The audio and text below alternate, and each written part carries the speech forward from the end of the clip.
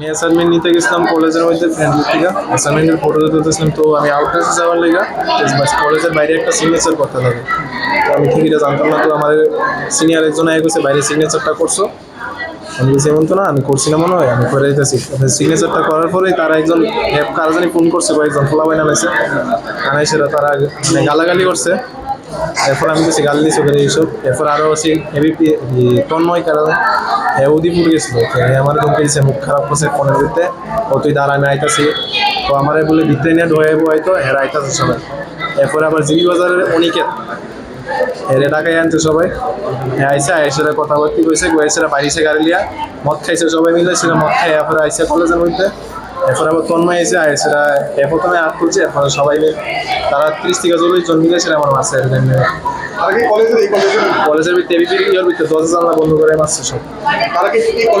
কলেজে পড়ে না অনেকে যে তার কলেজে পড়ে না আর আউট ফ্লোমেন অনেকজন আসলো তারা সবাই এসে আর আমার সিগনেচার করছি পরে তো মারছে এরপরে তারা মানে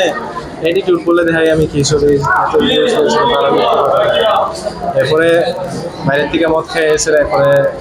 রুদিপুর থেকে তারা হিসেবে এরপরে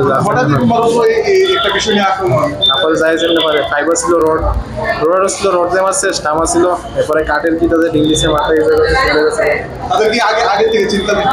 আমি চিনি না ঠিক